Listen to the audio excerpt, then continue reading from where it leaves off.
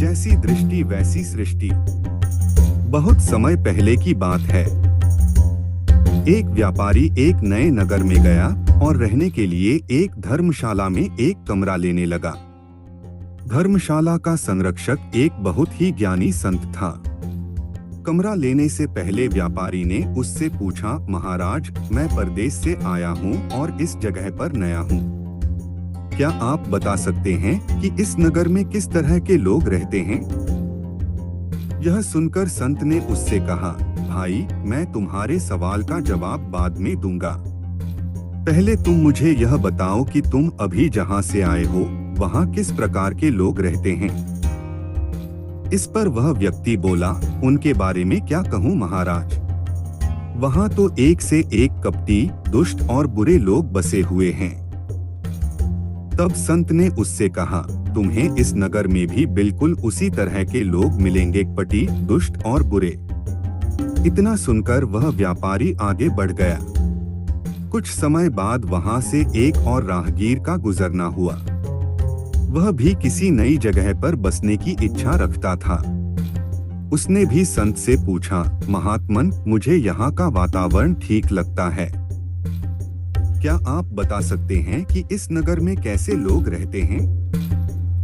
संत ने उससे भी वही सवाल पूछा जो उन्होंने पहले व्यापारी से पूछा था। इस पर राहगीर ने जवाब दिया, महात्मन, मैं जहाँ से आया हूँ वहाँ तो बहुत ही सभ्य, सुलझे और नेक दिल इंसान रहते हैं। तब संत ने उससे कहा, तुम्हें यहाँ भी उसी तरह के लोग मिलेंगे, सभ्य, सुलझे हुए और नेक दिल। तुम्हें यहाँ रहने में कोई परेशानी नहीं होगी। इतना सुनते ही वह राहगीर संत को प्रणाम कर आगे बढ़ गया। उस संत के शिष्य यह सब देख रहे थे। राहगीर के जाते ही उन्होंने संत से पूछा, गुरुदेव, आपने दोनों राहगीरों को एक ही स्थान के बारे में अलग अलग बातें क्यों बताईं? इस पर संत ने उनसे कहा, वत्स, आमतौर पर हम चीजों को वैसे नहीं देखते जैसी वे हैं, बल्कि उन्हें हम उसी हिसाब से देखते हैं जैसे कि हम खुद हैं। हर जगह हर प्रकार के लोग होते हैं। अब यह हम पर निर्भर करता है कि हम किस तरह के लोगों को देखना चाहते हैं। अगर हम अच्छाई देखना चाहें तो हमें अच्छे लोग मिलेंगे और बुराई देखना चाहें तो बुरे। और हर बुरे इंसान में भी कोई न कोई अच्छाई होती है और हर अच्छे इंसान में भी कोई न कोई बुराई होती है।